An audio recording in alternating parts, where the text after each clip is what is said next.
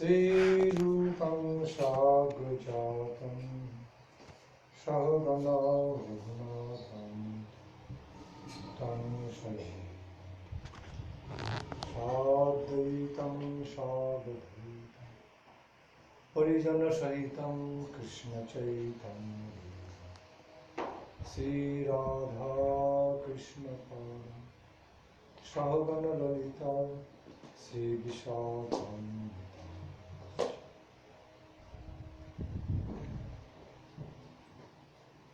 Vande Guru Padadandam Bhakta Vrinda Samanitam Sri Chaitanya Prabhu Vande Nityananda Sahoditam Sri Nandanandanam Vande Radhika Charanadvaya Gopi Jana Samajuktam Vrindavanam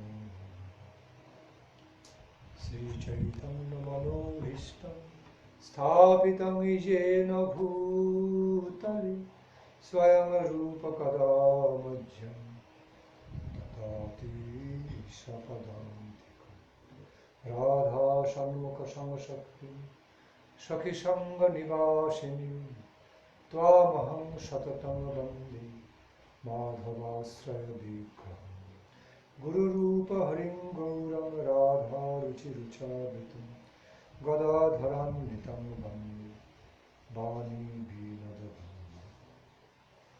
Vande Guru Nisha Bhakta Nisha Misha Avatarakam Tat Prakashanscha Tat Shakti Krishna Chaitanya Sangha Jaya Sri Krishna Chaitanya Prabhu Nityananda Sri Advaita Gadadhara Srivasadi Gaura Bhakta. Again, Sri Krishna Chaitanya Prabhu Nityananda Sri Advaita Sri Gadadhara Srivasadi Gaura Bhakta. Hare Krishna Krishna Krishna Hare Hare Hare Rama Rama Rama Hare Hare. Hare Krishna Krishna Krishna Hare Hare Hare Rama Rama Rama Hare.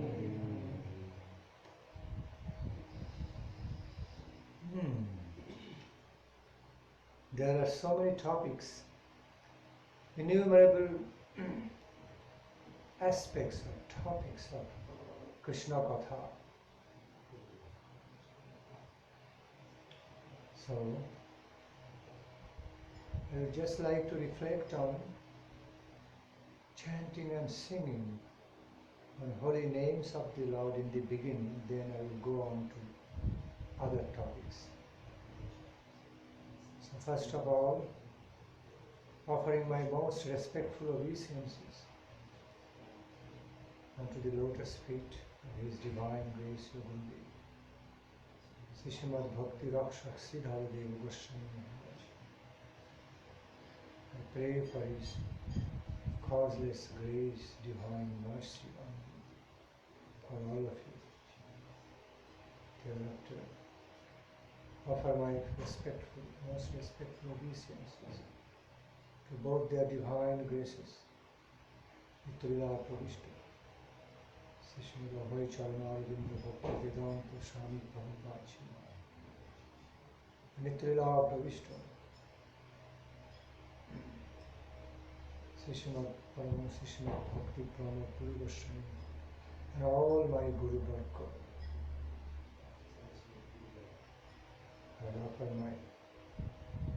Lastly, offer my most respectful devotional obeisance unto the lotus feet of His Divine Grace, Param Gurudev Srila Bhakti Siddhanta Saraswati Goswami Thakur Prabhupada. All glories to Shapasha Srila Prabhupada. All glories to all the beloved associates and devotees, Krishna Chaitanya Mahaprabhu, Radha Krishna Chandra, Radha Madan Mohan, Radha Govinda, Radha Gopinath.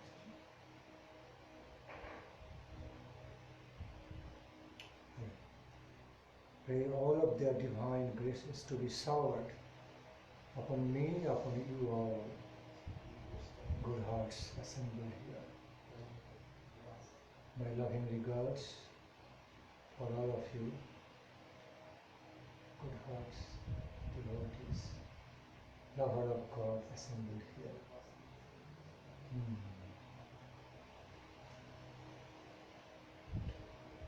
Also, my special appreciation also goes to Malati Devi Dashi for her devotional service endeavor, being with me, preaching to Harikatha, preaching to places. Appreciate sincerity.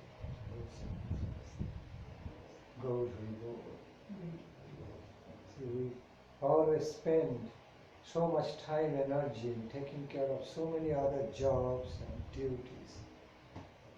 But when we take out some time and save some energy and devote in the service of their lordships, their supreme lordships, in the service of Guru Gauranga, Radha Madan Mohan Govinda Dev Gopinath, then they register it. That endeavor never goes in vain. They register it in mind and appreciate. Okay. So, besides doing their duty to their mundane family life, taking care of worldly job, they don't forget. My devotees not forgetting to save some time, energy, devote some time, energy also for my service. Okay. For preaching my glories, chanting, singing my glories, they become very pleased. They notice it, register it, mark it, and accordingly they bestow their grace, okay, towards those devotees. So, none of our devotional service endeavors can go in vain. They all can yield beautiful results, bring beautiful results in our life. Very true. But I am talking about reality, not just some sort of belief, groundless faith and belief, but it's reality. Lord Krishna says, wherever you have got deep saddha for me, deep regard, deep loving regard with faith. I repeat, wherever you have got profound faith, profound, loving regard and faith for me, I am there. Must know I am present there. In other words, another way, I am always present there wherever there is deep faith and loving devotion for me. Even a sincere try for that, you know that my presence is there. Okay. A subtle way, spiritual way, I am there. Krishna Katha and Krishna no different from each other. You have to understand. Hari Katha, Lord Hari is never different from Hari Katha.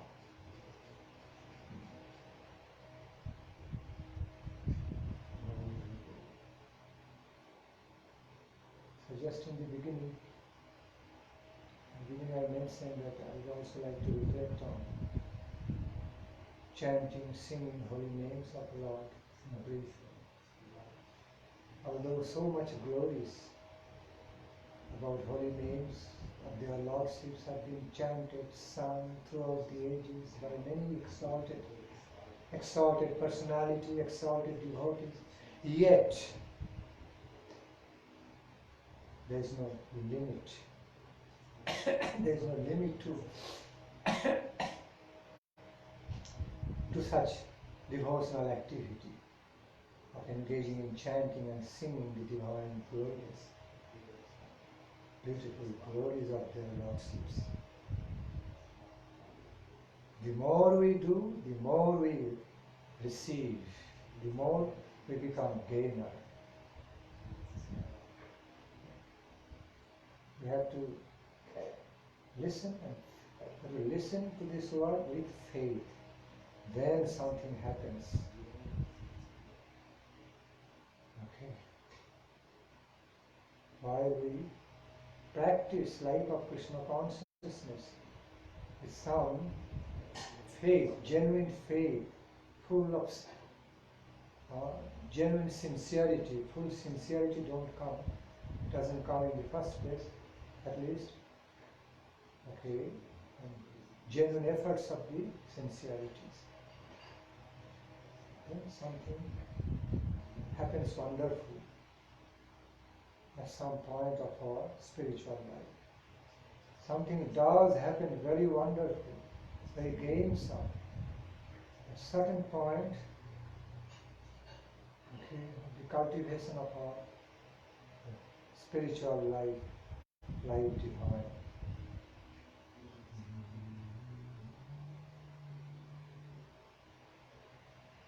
Therefore Lord Krishna says, believe in yourself.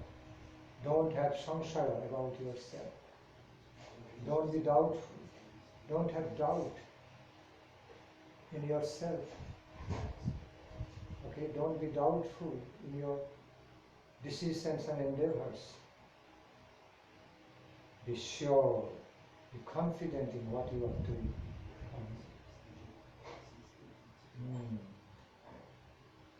One of Lord Krishna's most valuable instructions. What I am talking about is not just, it has got nothing to do with mundane self-confidence. I'm talking about spiritual, highly spiritual self-confidence.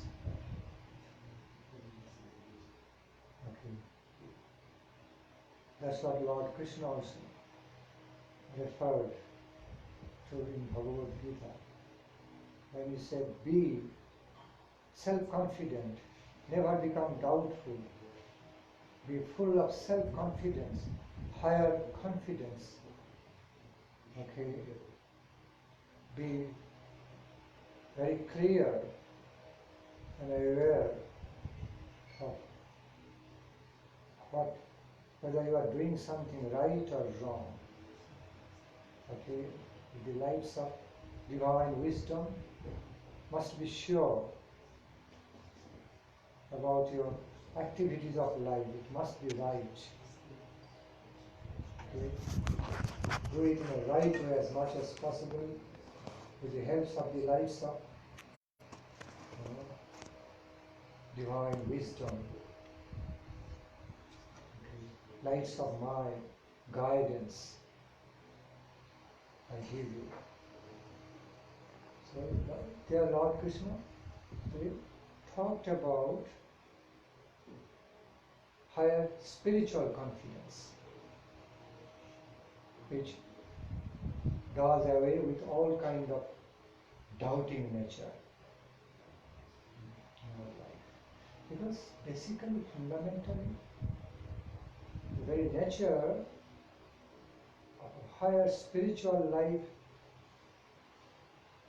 higher cultivation of spiritual life divine, is full of confidence, conviction,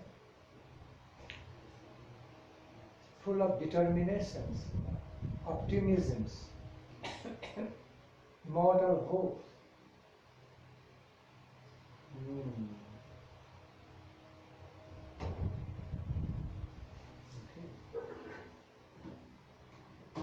there is no real place for doubting or confusions or weakness, okay, or any sort of disappointment or frustration in the world of true spiritual life, life divine. Because so much filled with positive feelings, positive mortal hopes, optimisms, okay, the positive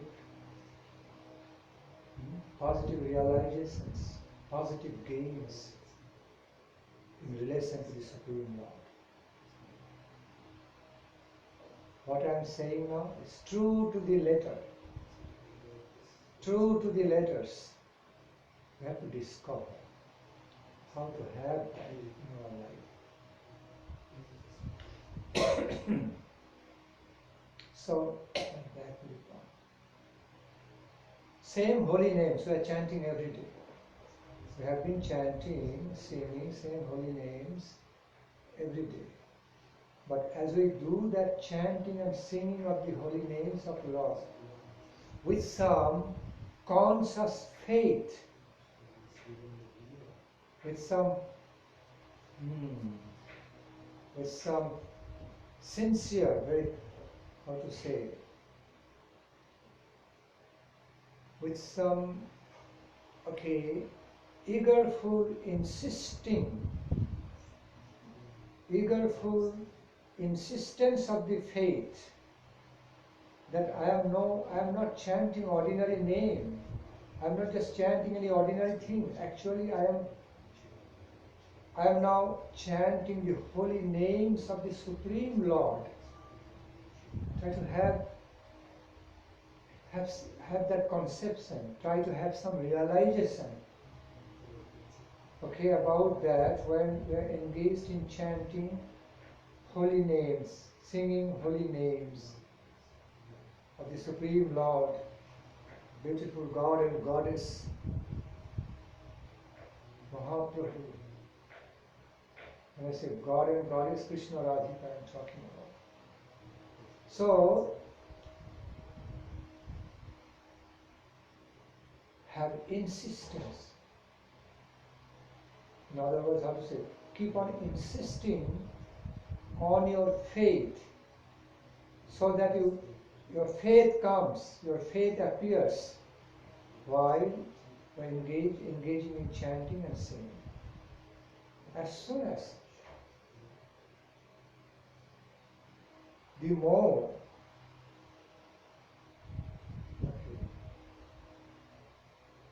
we are able to chant and sing holy names of their lordships, with proper faith, appropriate faith, profound faith, you start having some realization. I tell you, I am talking from my own experience. Cannot but start having some realization. It will be an initial stage, but you will start having some glimpse of divine realization into holy names. Okay? But you have to keep on insisting to have faith, deep, loving respect for holy name, with the awareness, with the conscious effort, with the consciousness that you are not just engaging in some chanting ordinary names, or it's not ordinary sound vibration, Shabda Brahma. After all, the same holy names Mother Jashoda Nanda Maharaj called Krishna, by the same sound vibration, Krishna, Shyama, Madhava, Kanai, Radhika, for the Gopas and Braja Gopis, all the Braja Gopis, divine damsels of Braja Gopis. Nanda Maharaj, Jashoda Devi, okay, all called out for Krishna.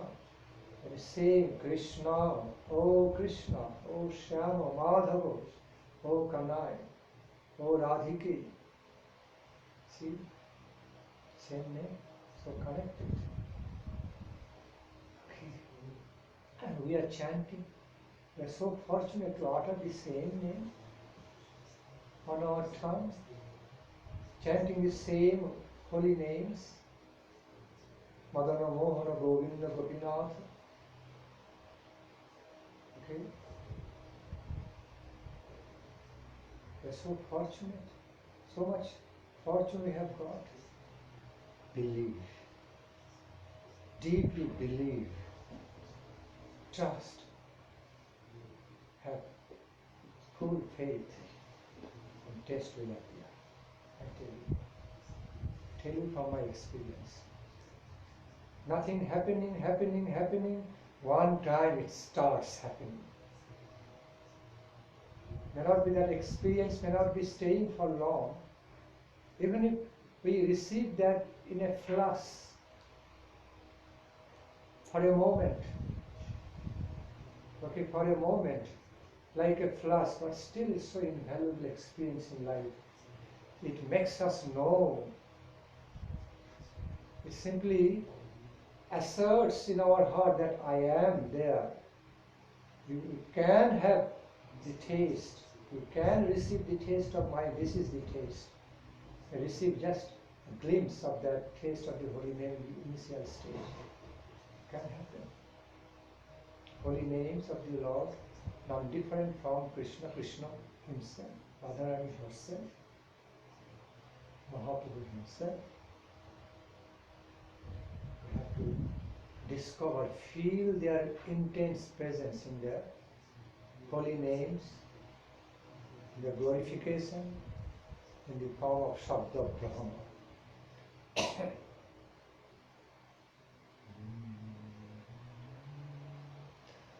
One of the essential limbs of our sadhana, arts of our sadhana, is to believe, strongly believe, then you become that at some point. You start becoming that what you believe. There's so much potency in that. No imaginary belief I'm talking about realistic belief.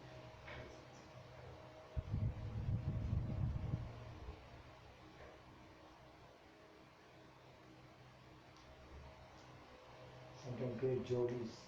I give you some simple examples in general way. Sometimes great yogis, before entering into samadhi, what they do, simply continue to insist certain feelings, a deep faith that I am Brahma, Aham Brahmasmi. Okay. Through the chanting of Om Tattvamasi. Okay. Hari Om Tat Sat. They start intensely believing. Okay. Start to faithfully believe, faithfully feel about that reality that I am a portion of the Parama Brahma. I'm none other than a part of the Parama Brahma, all pervading, supreme divine power, all pervading divine superpower. Then at some point, they start feeling in heart, all through their existence, that yes, I am a part of the Parama Brahma. And they go deeper and deeper, and at some point enter into nice, great samadhi. There's a lot of difference between imaginary,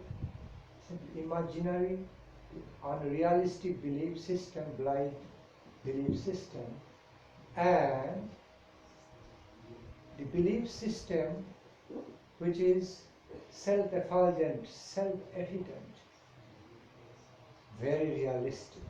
So there is clear difference between a blind belief system and a realistic belief system. You have to understand. When we are talking about, when you are speaking about, discussing about the absolute reality, supreme absolute reality, and talking about believing in that absolute reality, then our belief has to be logically by the higher reasonings, it has to be also full of truth. That belief has to be true, has to be realistic, because that belief is connected to the supreme reality, supreme truth. It has to be realistic and truth, or very true. All faiths, all beliefs about the supreme reality must be realistic by nature, cannot but be.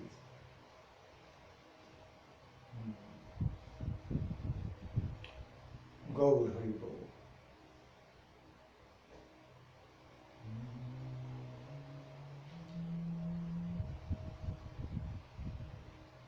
So, one of the key points to get into the world of little experience, even a little glimpse of experience in the initial stage, in the world of chanting and singing of holy names of the Lord, is to be conscious of those holy names with all faith and devotional love as much as possible for you.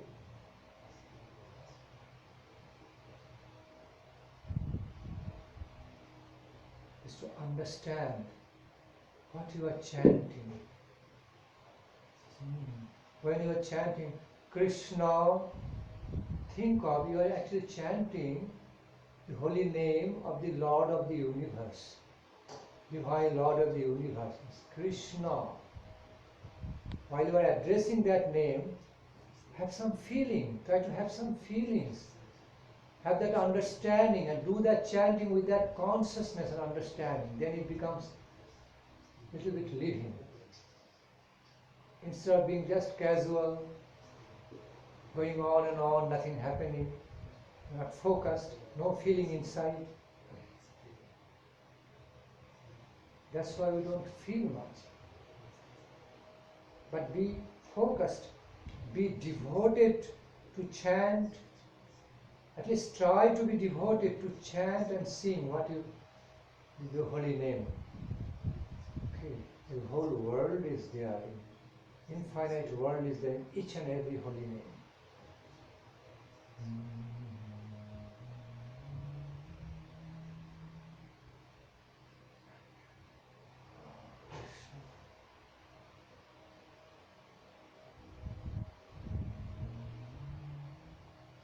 I'll give you many examples to explain this reality. Suppose when you fall in love with when boys and girls fall in love with each other, even on the mundane plane. And those who do not fall in love with the same boys and girls, their experience not same. Those who fall in love with each other, they feel, even just to look at each other, be with each other, think of each other, giving something to each other, doing something, taking care of each other, doing something for each other, they take so much happiness and pleasure because they are fallen in love. Even on the mundane plane we see. But those who do not have the relationship with the same person, they don't feel anything. Same persons, they look at, they talk, they don't feel.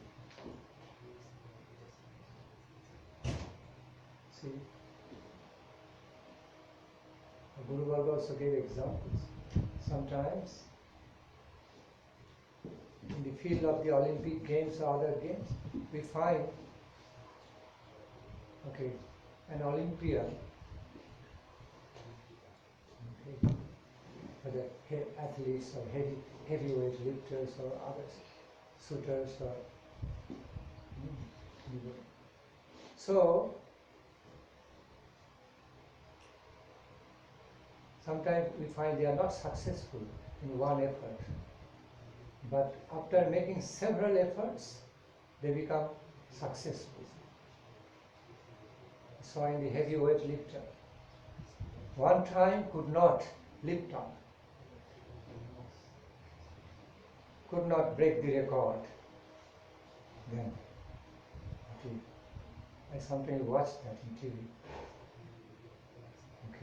Then, because I see how they do, then they take a deep breath and focus. Start believing in himself. I can do it. Just increase their mental concentration, meditation, that I can do it. With that meditation, as they try, in the final step they are trying, they can do the same, what they could not do just before. What they were not successful in doing just in a previous attempt, but when they concentrate, they fully concentrate with full confidence, I can do it, the same person makes the difference. He is able to. He is simply able to lift up the heavier weight and broke the records. But same man tried just before, could not be successful.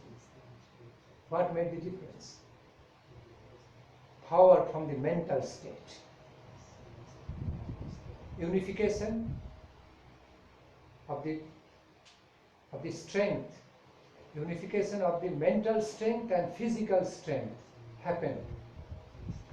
With the unification of their mental strength come power and physical strength. That becomes possible. Happened now. Could break the record. See? Potency, power in having faith. I'm giving some examples for clarification.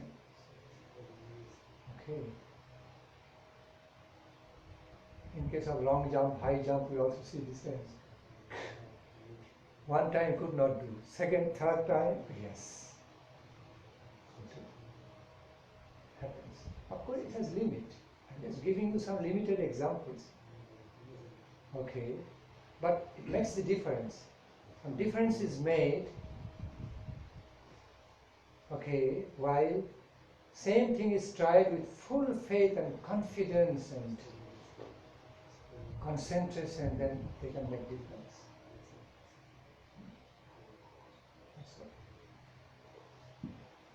Gaur Hari Bol. Those who are successful persons in life, in other words, those who achieve great success in life,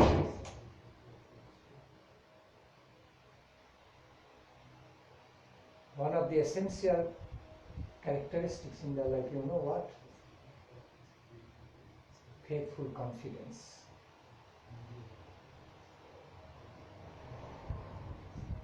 They are great faithists, full of self-conviction, confidence in relation to the higher divine reality, in relation to the Supreme God, because at some point the big successful persons also realize that their strength, their capacity has got limit. Without the help from above, without receiving the power from above, they cannot really be successful, they cannot go on for long. Even so-called atheist, even a successful person who is known to be atheist, at some point can come to some realization at certain crucial moment of life that I need help. Okay, I myself am not able, okay, to help myself to the extent what I need now at this point. I need help from higher plane, from the higher level in my life, from Supreme God. Otherwise, I cannot do it with my own limited capacity, capability. You can also experience that. There are many such examples. There are many examples in the world. From the atheists, they turn into great theists with experience. I repeat, from their atheistic nature, they got transformed into,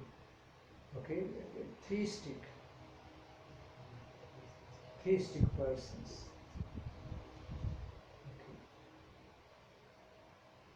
And they become helpful. When somebody transforms when someone transforms from atheist into theist,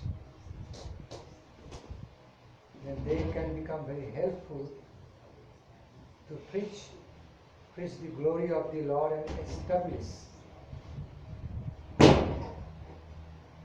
establish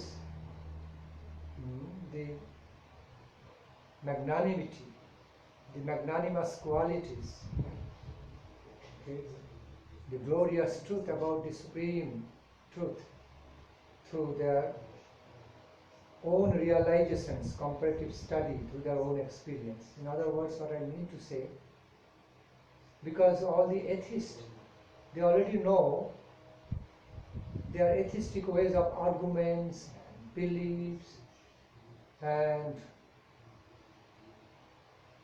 their reasons why they should be atheists, all this blah blah blah, all this.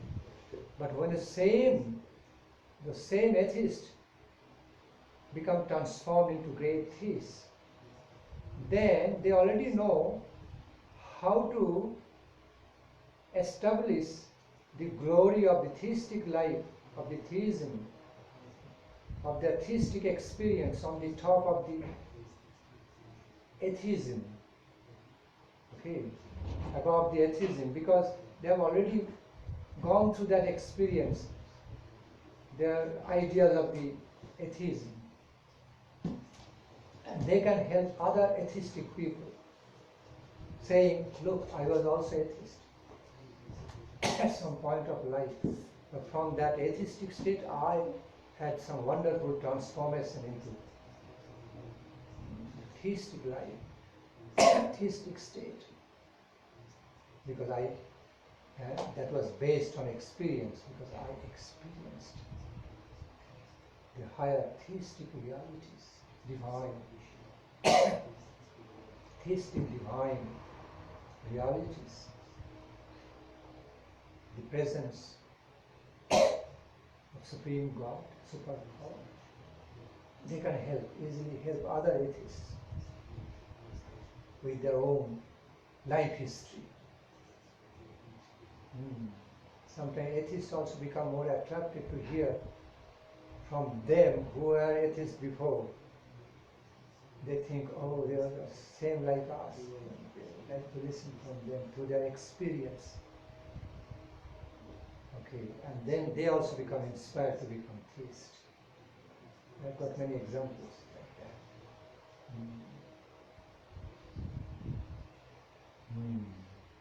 Go, very go. So it happens by great fortune. Actually, it happens by no chance coincidence. By some divine intervention, divine interference, intervention. It's not so easy for the atheist just to turn into great theist, unless they receive some grace, causeless grace from above.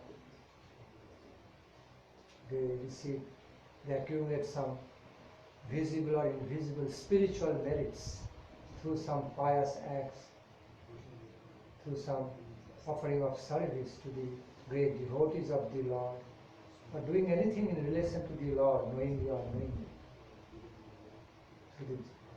Through those virtues, spiritual merits and virtues, and also by some causeless grace, by the effect of causeless grace, they have that fortune.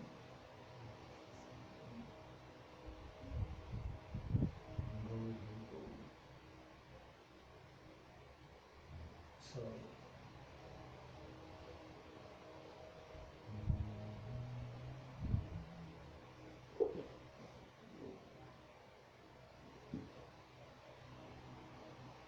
same devotional song, I have seen the difference. A great devotee is singing. Same devotional song sung by other beginners, neophyte devotees, that I found in my life. A great devotee with hard time to control his emotion, loving emotion while singing that song, so absorbed into that world of singing that devotional song, became so absorbed and feeling so much loving devotion, having hard time to control emotion. He doesn't want to make a show. They were trying hard to control emotion but cannot stop crying.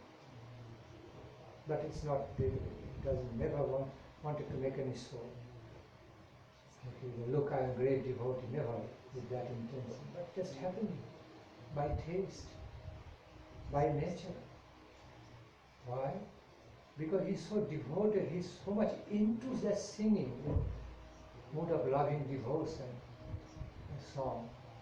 Many other neophyte devotees singing the same songs in a casual, formal way, nothing happening. It's not having the taste. And if we can look at such devotee, have some company of such devotee, we also get affected. Sometimes what happens, when you see somebody crying, you also feel like crying if you are kind-hearted, soft-hearted. If you have some taste into that emotion, you also feel like crying by association. So while we are, okay, suppose what happened, see, in the joyful moments when everybody is having fun, you also participate in that, you also feel some joy of fun. Everyone is crying in happiness or crying in some pain. If you closely associate, you also feel affected, become affected by the association, power of association. In a similar way, okay, association is very powerful. Whether the association of intoxication, association of the energy of intoxication, association of the bad guys, association good guy, the good guys, are all affecting us directly. You can know that. Similarly, association of the higher devotees, higher sadhus, association of the exalted sadhus are also very powerful, can bring so much beneficial effects, can bring so much benefits and some beneficial experience, spiritual experience in our life when we are in close company. Okay. So, why I am explaining this, even to look at such devotee, taking his or her company, okay, close association, spending some moments with those exalted devotees are also beneficial, that we feel something, what they are feeling. We can participate. In other words, their devotional emotion touches our heart also for a moment. happens. Of course, if we are not so hard-hearted, if we become open-hearted, okay, have all favorable attitude, favorable temperament to relate to that devotee, take his or her holy association, and can relate to his world of ecstatic love, okay, ecstatic love for Krishna, ecstatic devotional love for Krishna. Anyway, then we also feel affected by that. Starts having some taste for that. It happens. When you truly relate to a devotee crying in happiness, crying in separation from Krishna, you also feel like crying. When you are open-hearted. If you are not prejudiced to be hard-hearted, okay, if you are not carefully guarding yourself, not to be in touch with the devotee, if you are not that enemy to yourself, don't become that enemy to yourself, okay, to be closed off, from relating to the world of divine experience, even for a moment, then you must have that taste in the association of such devotees.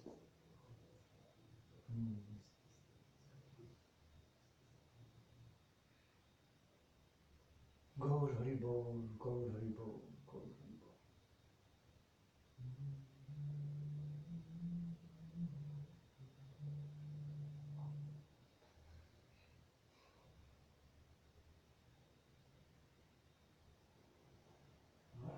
Sometimes I question you.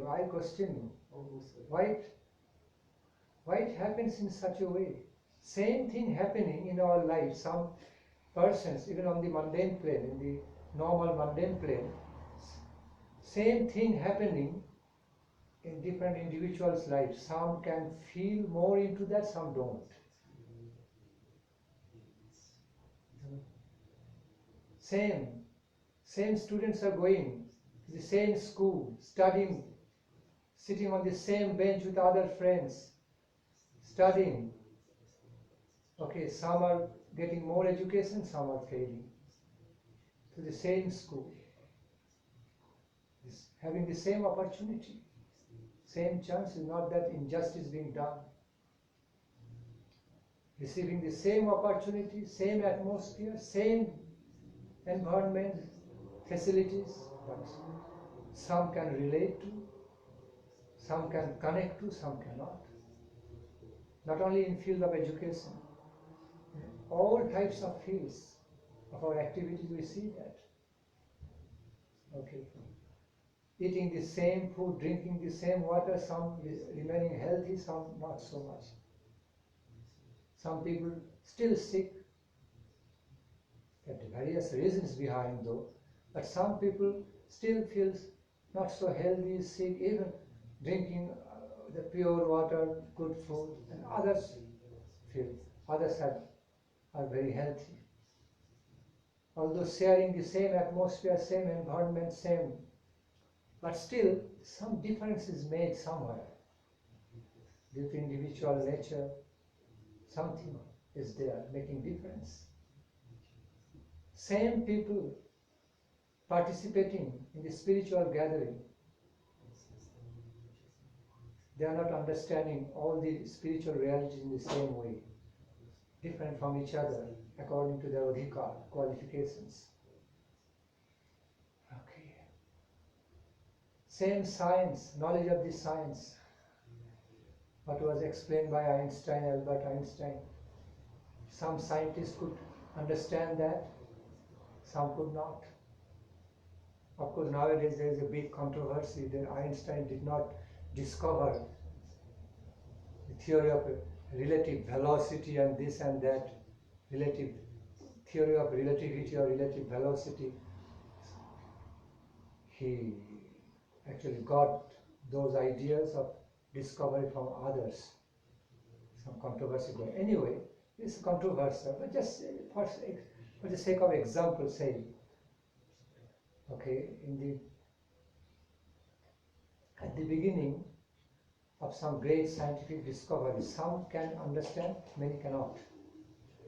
Then as they dive deep into, as they go deeper into the world of understanding of the scientific discovery, then slowly they start understanding.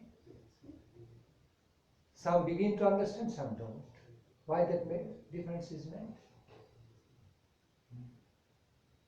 Children of the same parents, of different types, becoming of different types. In this way I can give many, many examples, like growing up, same environment, same facility, same, or similar, but still difference is made. In similar way. Some becoming very successful, some are not. But at least it proves what it proves in our life.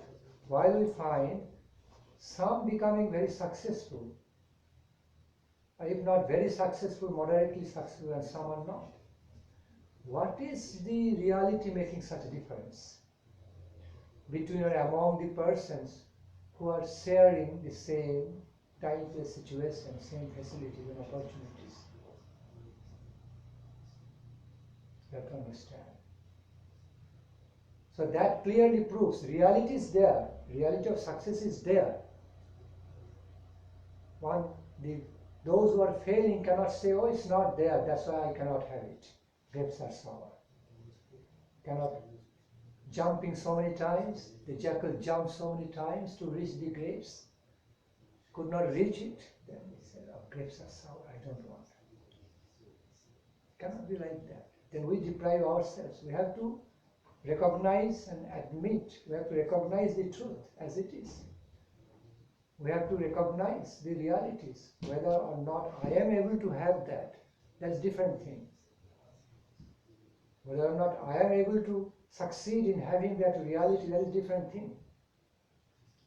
But even if I fail to have, but I have to admit the truth, I have to recognize the truth. It is there. I could not have it because of some reasons, either misfortune or my lethargic way, some laziness or some limitations. I need to work out. I need to work out so that I can have that success. So, why am I giving so many examples in such a way to explain what reality? You tell me. What reality? In relation to the chanting of holy name. In relation to chanting of holy name, singing devotional songs. Reality is there. Divine reality, higher realities, realistic experience about the holy names. Okay, it's there. Ambrosial reality, taste is there.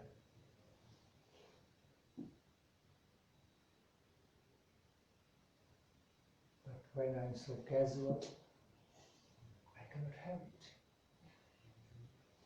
I cannot have doesn't mean reality is not there. It is there. That's why I'm giving so many examples to explain that reality.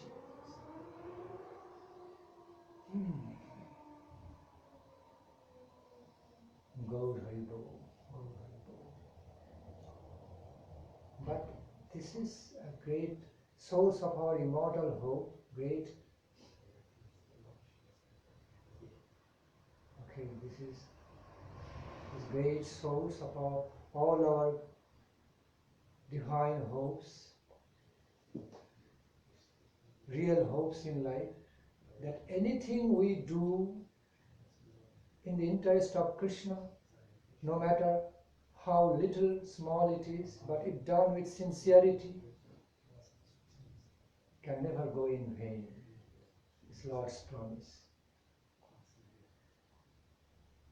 Very, very encouraging for all of us. Anything we do anything we do with so much, how to say, with so much strain and labor and trouble, with so much sacrifice of time, energy, okay, attention on this mundane plane, all finally go in vain. With the death of the material body, anything, all we gained with so much, through so much hard labor, okay, giving so much time, energy, all left behind. With the death of the material body, all left behind. We cannot take anything with us. They all go in vain. What we think, oh, I am accumulating so much, I am gaining so much. What should I do for God? What should I gain doing something for God? Okay, just doing some service for Krishna. I don't feel any gain or anything like that. Rather, while I'm putting so much time, energy, okay, on the mundane plane, I am gaining so much. In the ultimate sense, in the ultimate sense, these are illusion. In the ultimate sense of our life analysis, okay, of our life truth, let me put another way. So in the ultimate sense of the reality of the mundane life, we know what we thought is not like that. Because all the hard-earned, so much hard-earned money and wealth and treasure, everything all left behind with the death of the material body. I could not receive any benefit from that in my afterlife. So, what's the point? You can just happily live your life in certain way with just some working in a certain normal way, just as you need, as much as you need. You don't need to do so much hard labor, so much sacrifice to become very, very rich person. And then what happens? Others start fighting for your, or others simply they start vindictive fights to take over your riches. At some point they even can kill you, bring some threatening, life threat. Your life gets threatened because of the vindictive fights to get over your riches. So it can also bring so much negative stuffs in your life as the outcome. And we find a lot of examples all over the world. Big mafia dons. They appear to be externally, they appear to be so powerful, controlling film stars, ministers, the power of corruption, but they themselves have a very petty life. The kind of lifestyle they have, the kind of life they live, oh, very petty. They have no fortune. They do not have the fortune even to trust anyone. They cannot sleep peacefully. They always cannot eat peacefully, sleep peacefully, because always they are living under the fear of death. Anyone, even the so-called close person, his assistant, if gets any chance, will kill him and take over his throne. That's their way of the mafia life. They do not have any fortune to trust anyone, to have peace of life. Okay, they cannot even sleep peacefully. They need bodyguards, so many layers of the bodyguards. If one level of bodyguards betray, other level of the bodyguards behind, the bodyguards can check them. Okay, you see, living under fear of death. Their life is always there. They are living a life always at risk of getting killed. It doesn't have all these problems. Ordinary normal persons do not have all these problems. They can, at least they have the fortune of sleeping peacefully, eating peacefully. They don't live their life under the threat, okay, or under great threatening, okay. And look at, they cannot even come out. I mean, police are running after them, okay. Police are after them, they can get caught any moment, okay. They do not get enough respect from the society. So then, it appears to be the big person, so powerful. Although sinful person, although engaged in wrong activities and all this, but they are still so powerful. Oh, God is giving them so much, God is not giving us. But look at, are they really powerful? Are they really happy? What's the necessity? And what's the utility? What's the utility of having so much wealth, so much money, so much power through corruption, if you yourself are not happy? You yourself do not have the fortune of living your life with peace and happiness, with honor, okay, without fear. What's the gain? What for you are making so much money? And you are showing yourself you are so powerful, controlling minister and stars, film stars. What's the gain? You are not happy. Just giving example, it appears like that from far. Okay. Look into the lives of some of the kings. They win, they fight, win the battle. At some point they also get killed similar way. Many of them do not have the opportunity to live, to have a natural death. Their life gets ended before their natural death. They don't have the fortune even to complete the whole lifespan and die in a natural way, peaceful, nice way. Get killed. Okay. So what's the real use of so-called power, which doesn't allow you to live your life happily, peacefully, with honor, natural way? So it's an illusory concept from the distance. Like it's a concept of the illusion from certain distance. As we look at them, think, oh, they're so happy and powerful, so successful. A very beautiful life they live. What is the definition of successful life? What is the real definition of successful life? A life full of happiness. A life filled with satisfaction, peace and happiness. That is the definition. Realistic definition of a successful life.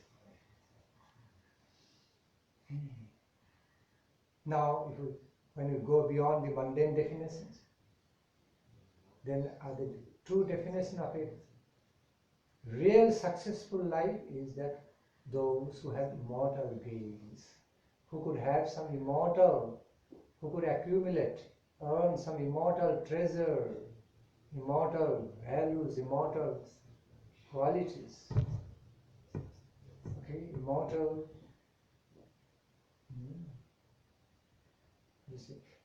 gain in life. They are the really successful ones, not mortal. They are the real intelligent people, wise people. Sukadev Goswami, great lives, such as Sukadev Goswami, Maharshi Vedovyas, okay, many other great lives, now Yogendra, of course our 6 Goswamis,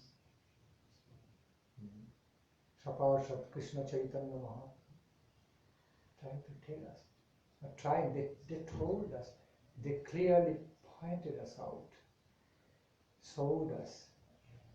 Be realist. Look into the reality, be realist. Don't live under the illusion of bliss. Don't live under the bliss of ignorance, bliss of illusion.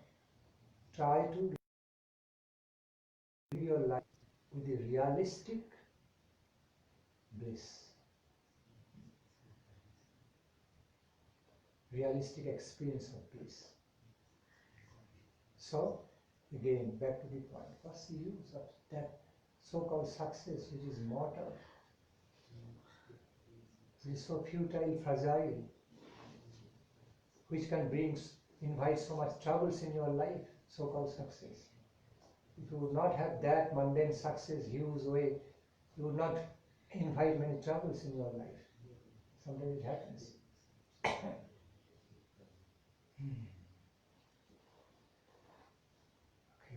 Sometimes we even see some ministers put into jail because of corruption.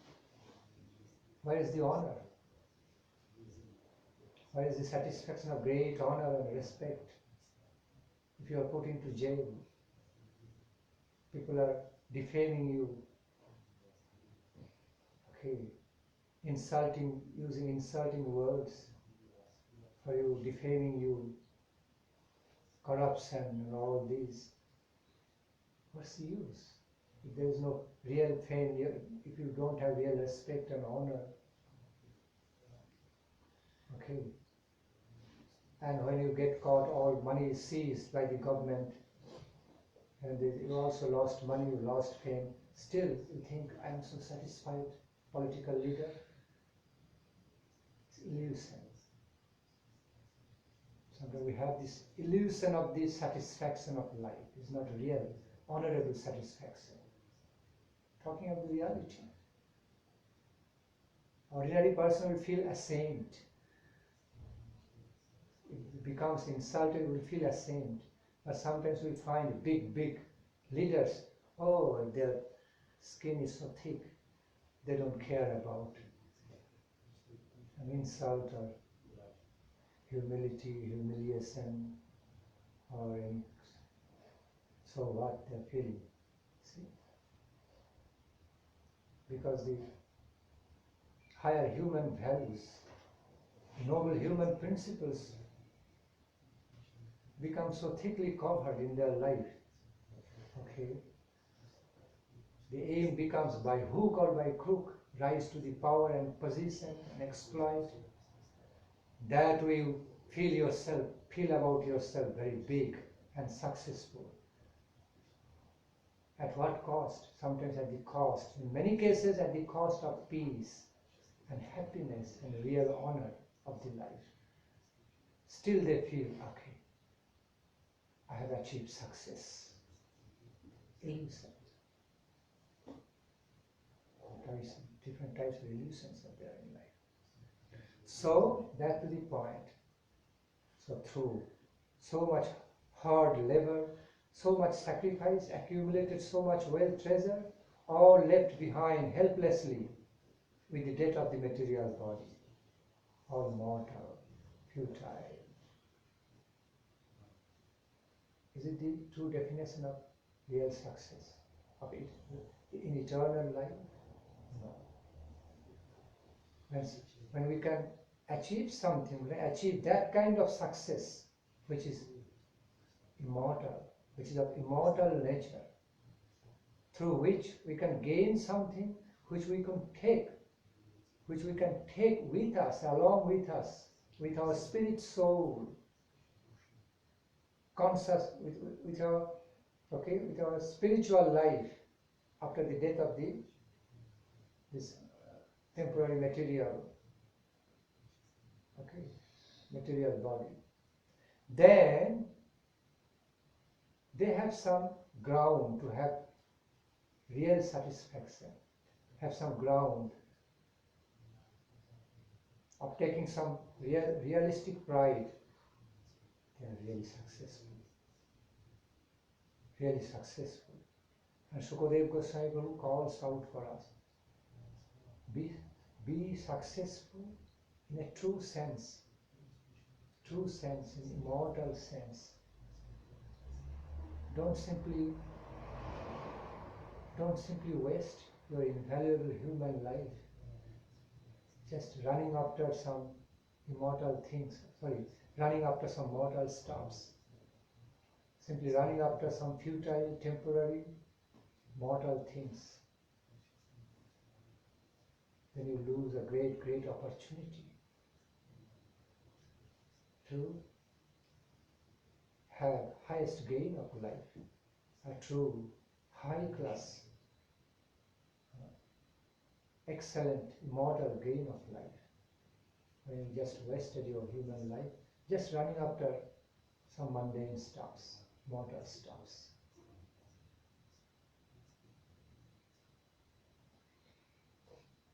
Okay. Any query?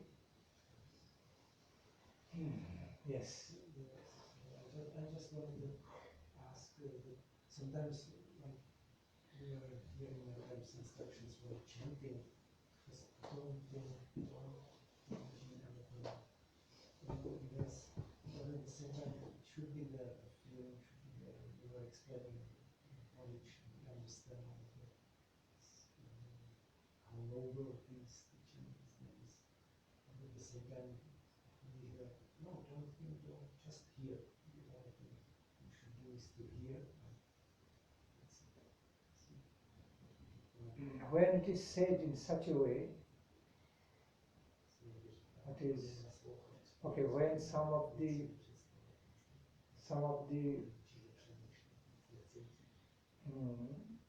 devotees, pure devotees meant something in that way, the very meaning inside is that don't try to imagine some artificial grammatical meanings of certain holy names of the Lord. Don't be tied with, or don't get so much involved, okay, to imagine certain artificial meanings, okay, artificial ways about the holy name.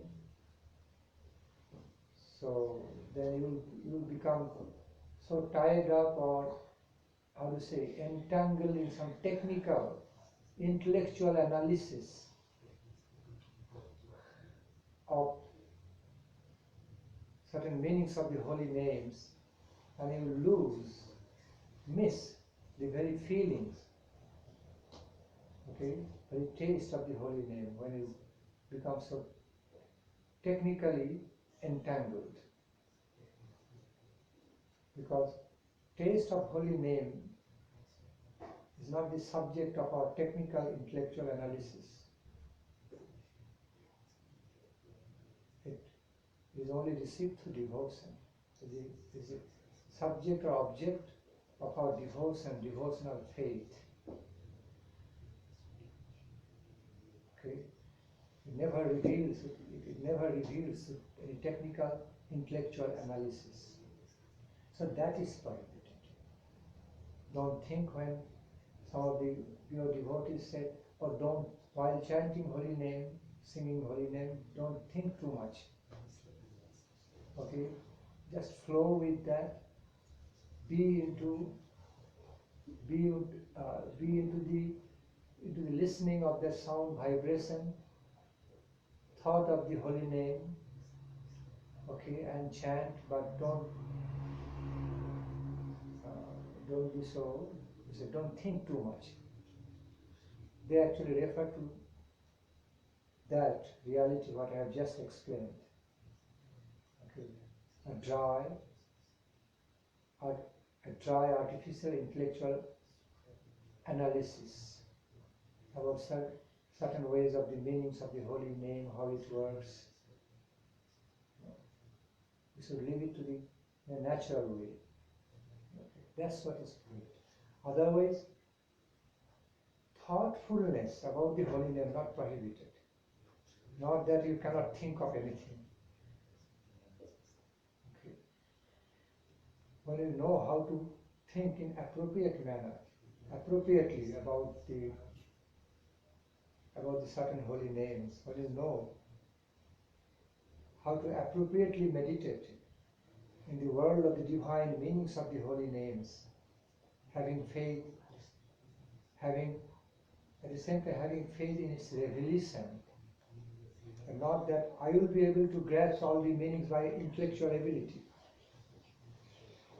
It will appear to me through revelation, to reveal to me. Then that is the right attitude, right? That is the right appropriate temperament. Okay. To be engaged in chanting, singing holy names. So things need to be understood in the proper sense according to the context. Very intention behind certain kinds of statements made by, or certain types of injunctions made by the Holy Scripture or some pure devotees have to be understood in context. Proper sense is very important.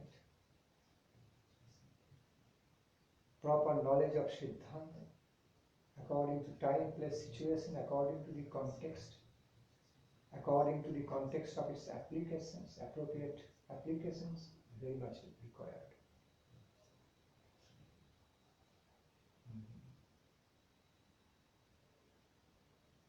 Like a wise doctor, a great doctor can make different types of prescriptions for different types of the conditions of the patients. But we cannot say to the doctor, oh, you are the same doctor, where you should be making the same prescription. Why are you making so many types of prescriptions, so many types of medicines and treatment for so many? You are not following the principle of equalism. You are not treating everyone equally, or you are making discriminations, making different types of prescription, giving different type of treatments.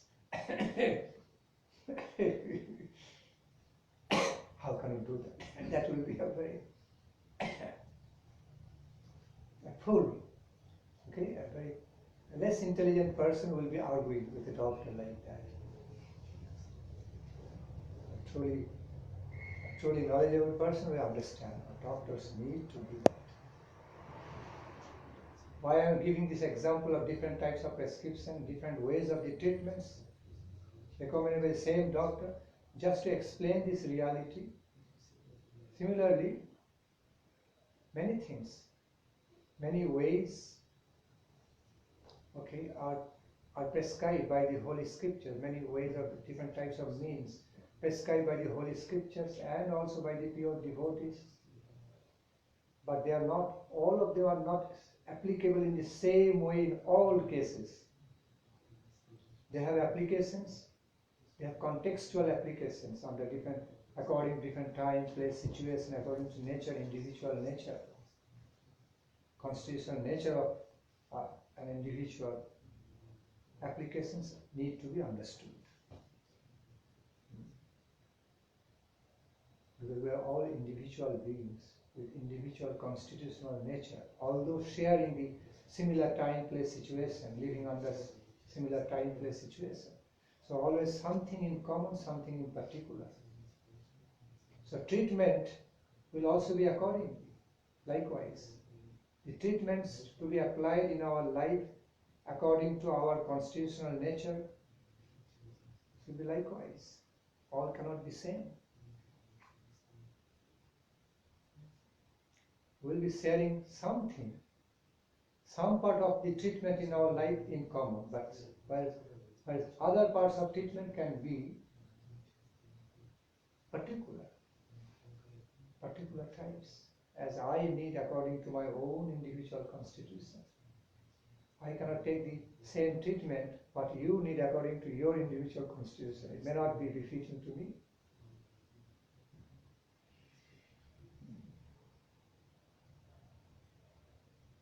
So, common ways and particular ways, both, need to be understood in the world of Siddhantas.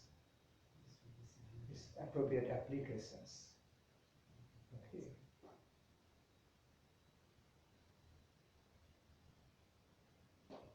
Appropriate applications of the Siddhantas according to context, according to the cases, different cases.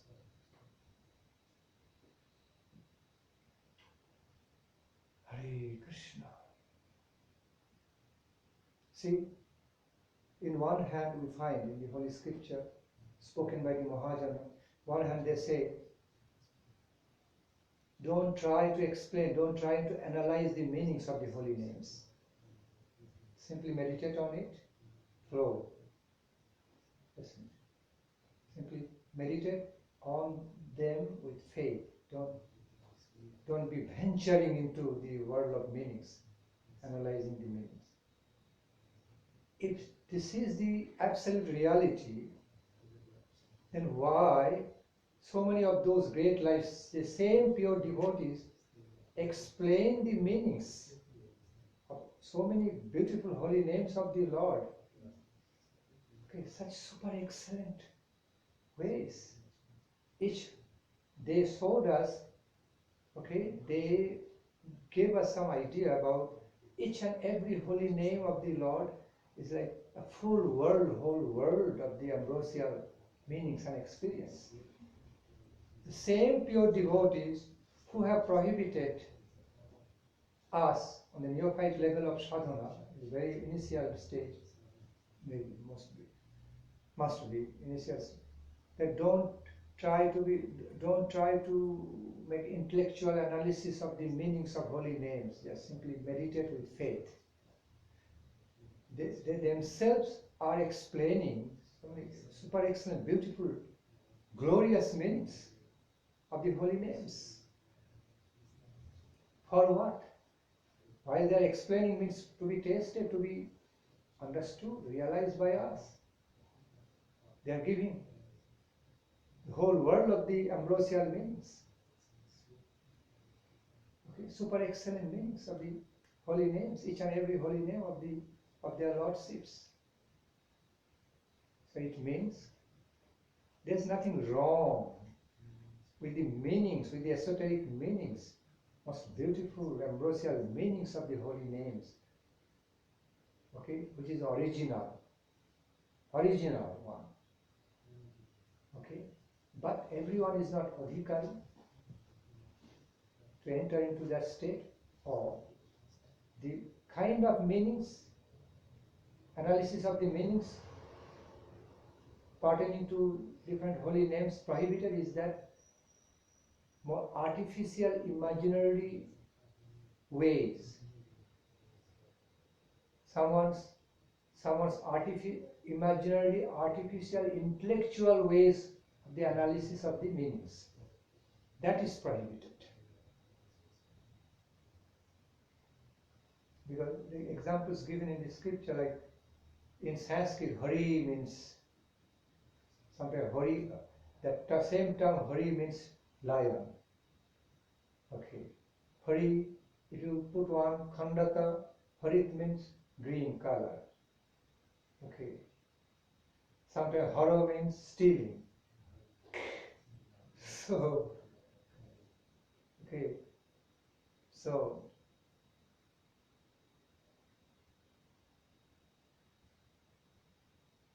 there are different types, superficial, okay, just general meanings. So if somebody tries to grammatically explain, oh, because the term also means Hari means lion, so this holy name Hari has got some relation with the lion. Because it is so explained in a grammatical manner. Hari means it is connected with stealing, without understanding what kind of it can be stealing of heart. Okay, the super excellent type of stealing. Okay, but without understanding the nature of divine nature of the ambrosial way of the stealing of Krishna, you just simply think, oh, stealing. Hari means stealing, something to steal, some negative things. See? Bringing all wrong ways of the meanings, concepts. Suppose name Krishna. In general sense, it means Krishna means black. If somebody thinks, oh, Krishna means black, so it means since he is called by this name, black, so maybe not only his body color is black, he really appears, his body, his physical complexion is blackish. Maybe some of his activities can also be not so white, black. He's got some black activities, black wealth. And we heard that he steals. So some black activities, like he's thieving, he's stealing things. That's why he is named as Krishna. Not only because of his bodily complexion, also black activity. Totally wrong meanings. Okay. So therefore such caution is given. Great precaution is given. Don't try to analyze the meanings of the holy names through your intellectual ability, many grammatical ways. Okay.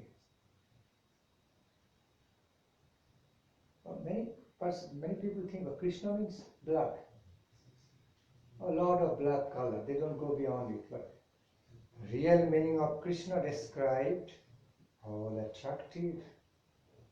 Karshan.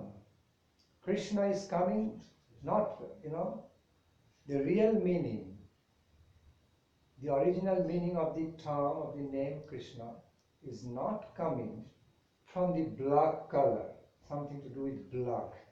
That is too external. This actually is connected to, in the root level, is connected to the term karshana. Dhatu karshana means attraction. One, the Supreme Lord, who is essentially of most attractive quality and beauty characteristic, who is so attractive by his own beauty, quality and glories that that one becomes simply helpless before that power of attraction. When it happens in one's life, when such fortune appears in somebody's life, okay, to be attracted by Krishna, by his transcendental beauty, glory, qualities, charm, everything. And he or she simply feels helpless before that experience, helplessly drawn, helplessly attracted. So much power is there, divine ambrosial power is there. Okay, power of ambrosial taste in that attraction is there. Therefore he is called as Krishna. That is the real original meaning of the name Krishna. The Lord, the super excellent Lord of all highest, unlimited, attractive qualities and characteristics. It is Krishna. Karshatiti, Krishna, coming from the root meaning, karshana, attraction, loving attraction. Beautiful attraction, attraction of beauty, attraction of love, attraction of divine excellence, qualities. Okay. That's what the name Krishna means, not that black. And factual color of Krishna is not even black. It's a misconception. It is sham, beautiful, most beautiful color.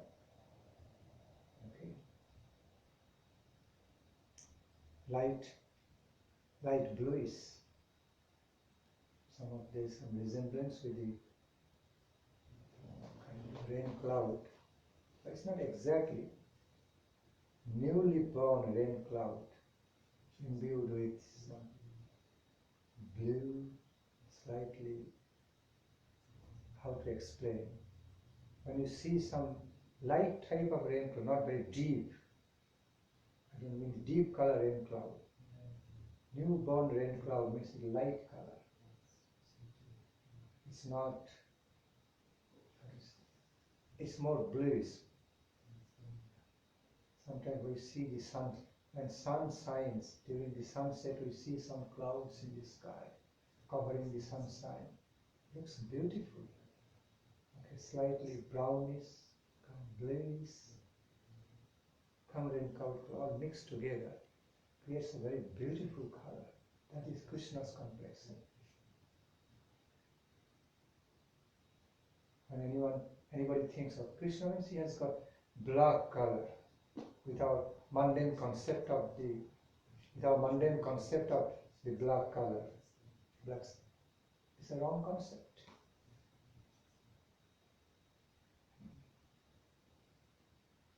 So that's why so much precautions given. Don't try to analyze the meanings of holy names of the Lord with your intellectual grammatical abilities and in grammatical capacities. You will lose so much.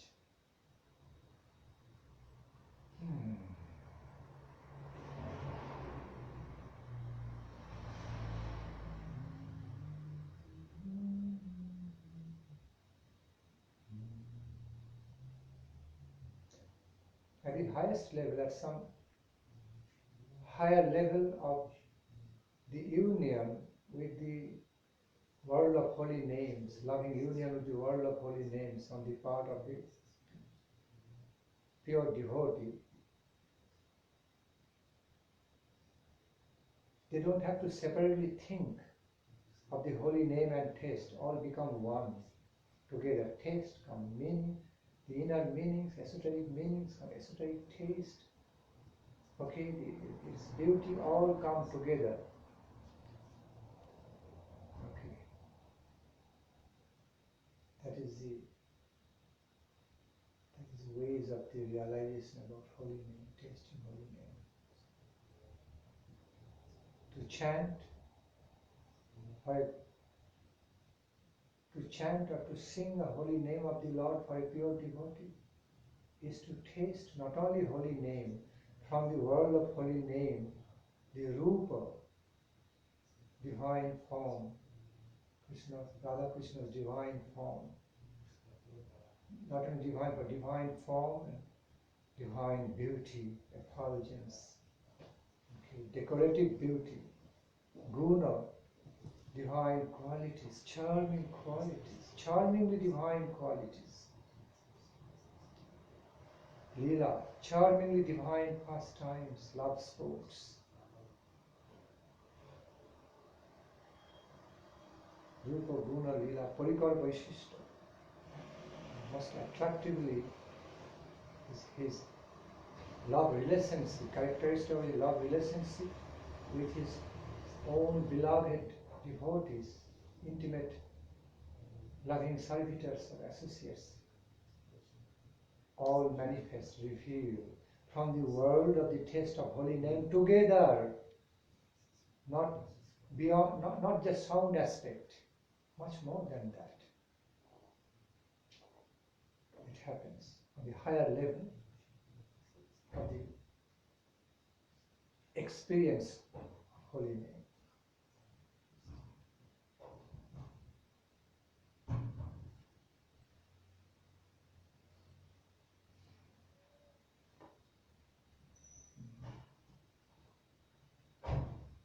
Any other query, or we should stop?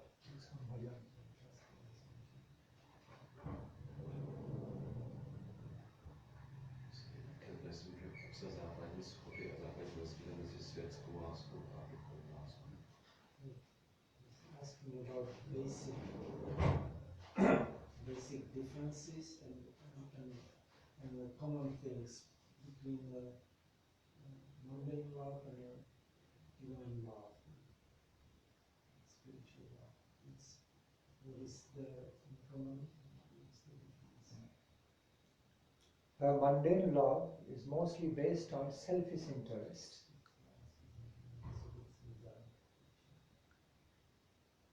Spiritual love, or the character of love divine, is based on pure loving devotion, dedication. I express in another way, let me express in another way, where the nature or character of the mundane love is more or less, or mostly, based on some selfish contracts between the partners, between the loving partners. Okay, selfish contracts.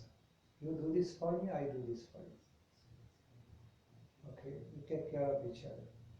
As soon as there is any deviations from that one is not able to, one is not able to fulfill the selfish desire of the other partner. And if it continues for a little while, then the love for him from on the part of other partner slowly goes away, taking leave.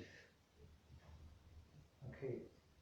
So as soon as, in other words, as soon as the selfish interest gets disturbed, one lover fails to satisfy the selfish interest of other partner, lover. Then the loving care from the other partner, what he or she was getting, supposed to receive, getting all slowly vanishing, starts disappearing. All love for each other gone. Okay. So again, let me put it this way, another way. As soon as there is failure in fulfilling selfish interest of each other, all love for each other is gone. Takes leave. That's the mundane character. Okay. But the spiritual, divine character of love, almost opposite to that, is based on loving dedication, based on principle, the noble principle of loving dedication, not based on selfish interest. Okay. It is based on the principle of love, not that because this moment I like you, so I love you. Next moment I hate you, I don't like you, I don't love you, I don't care about you anymore. That is the moral, that is the,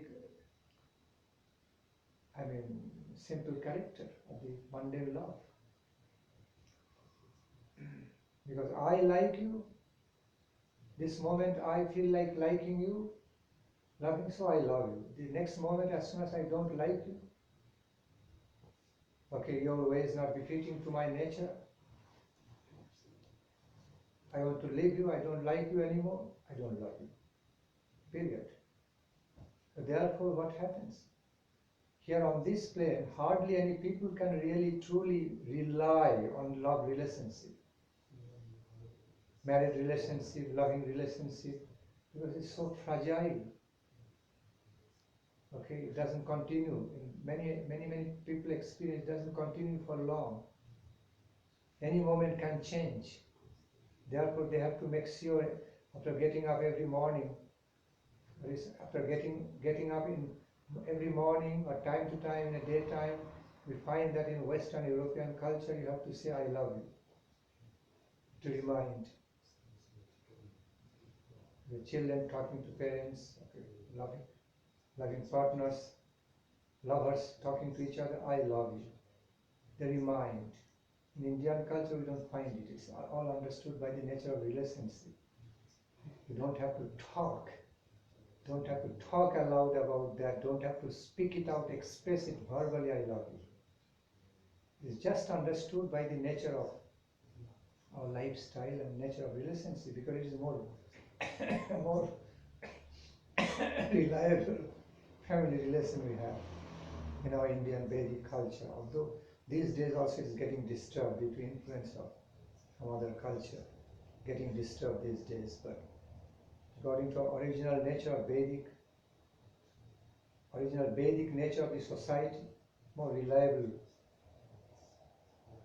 The nature of relationship more reliable.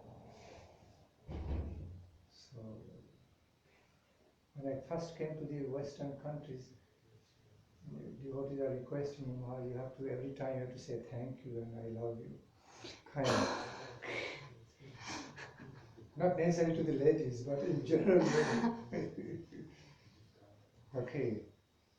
If you forget to give thanks, then they will think about you are very rude. You are so ungrateful and rude.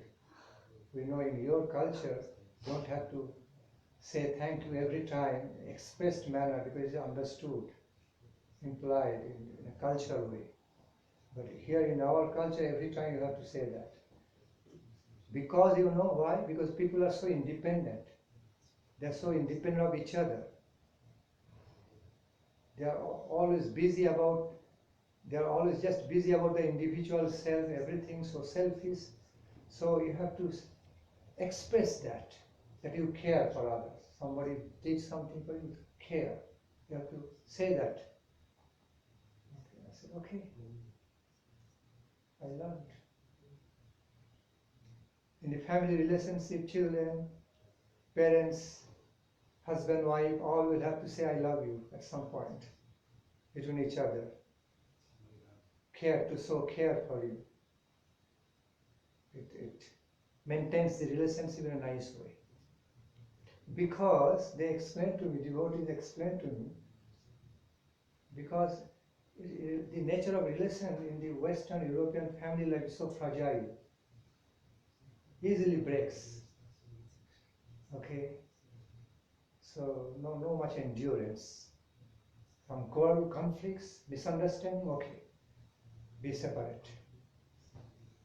You go your way, I go my way, cannot tolerate each other. No spirit of loving toleration. If you truly love someone, you also need to have some kind of loving toleration. It automatically comes.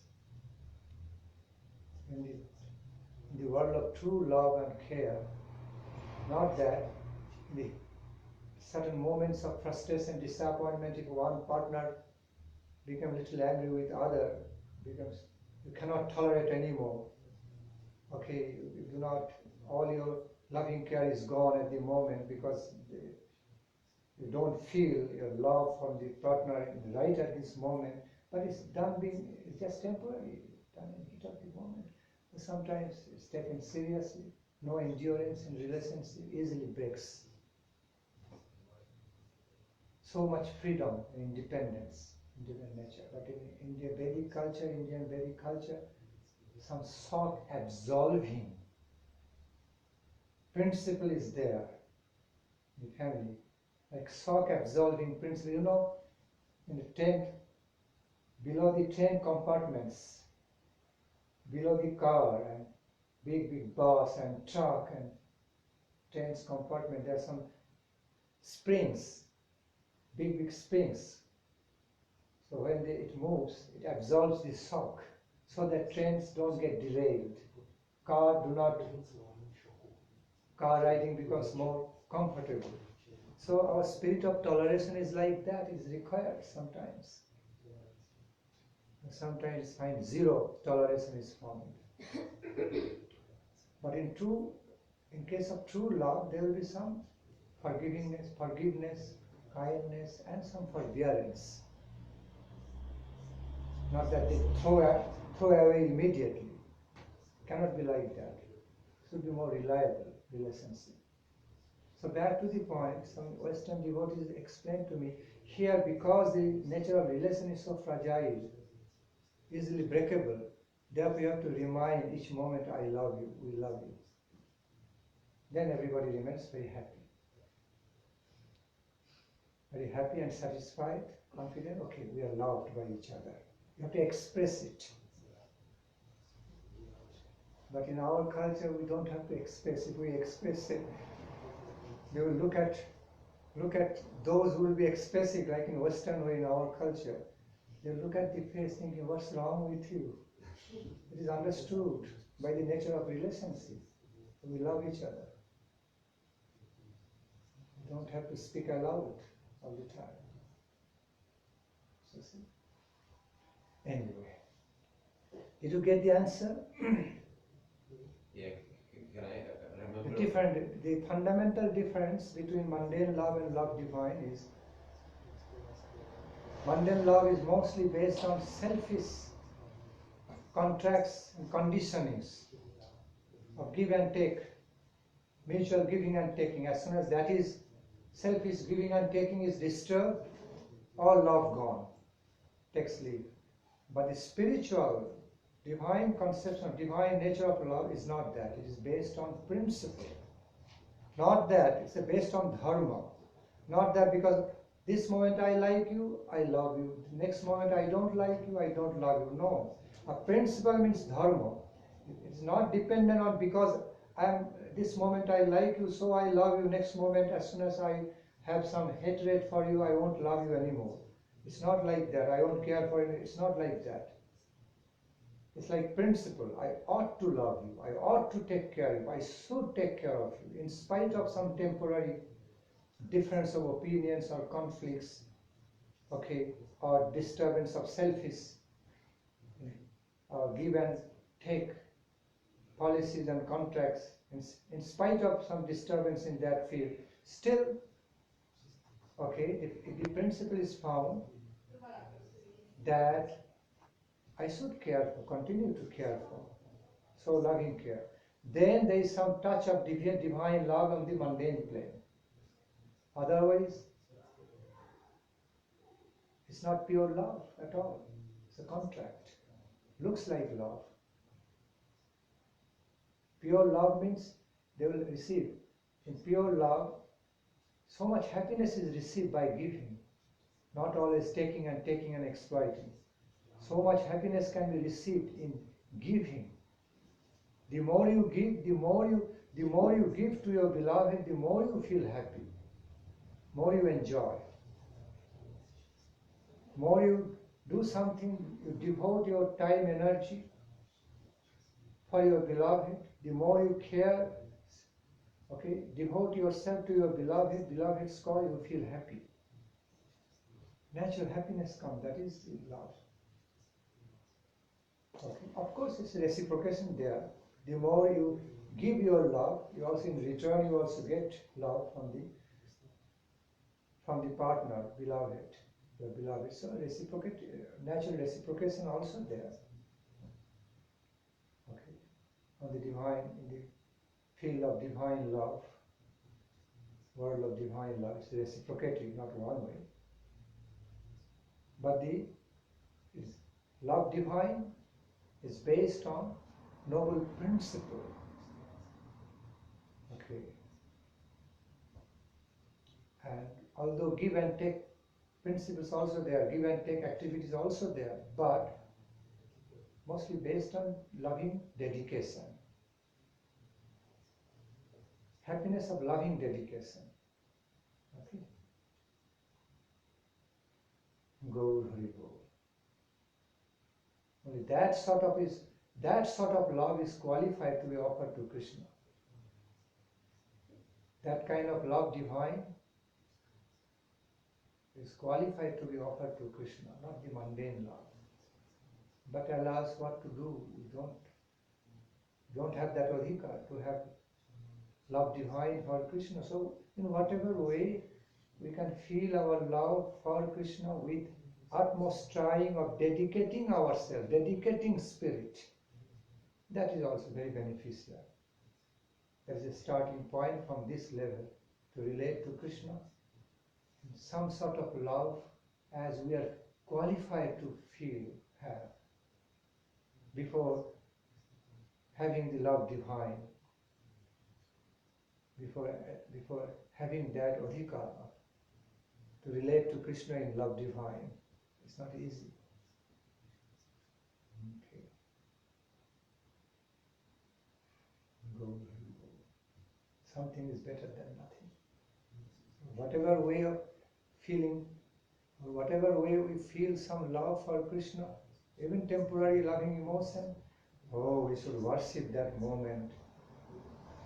Okay, that fortunate moment of life.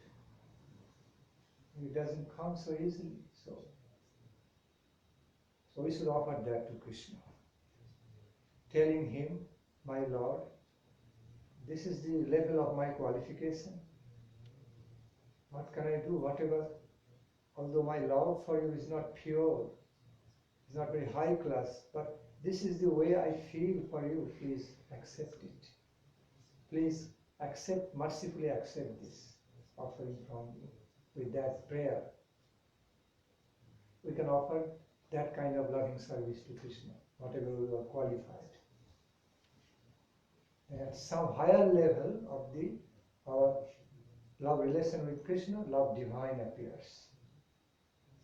Of course, any taste, any kind of love taste in relation to Krishna has the touch of divinity. Starting, it has already started. We have to understand. Already connected. Happening. That will grow more. That's different. That will be growing more and more, will take more.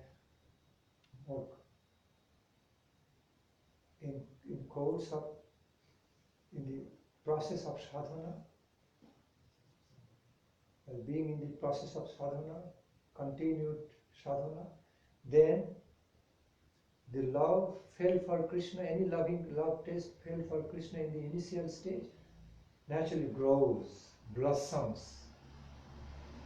Okay, from the state of bud, it appears in full bloom, fully blossomed flower.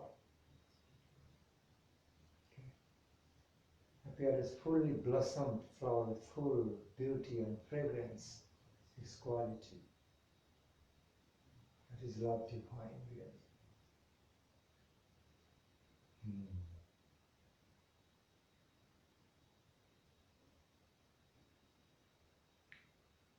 Some of the flowers represent our feelings of love because they look so beautiful. See, all the qualities are there in the flowers. Very soft, soothing, looks very beautiful, colorful, and fragrant. So fragrant. All the beautiful qualities that love needs, given in the flower. Beautiful creation of Lord flower. Therefore, flowers are so essential for worshipping Supreme God in love. Flower offerings, flower garlands, symbolic.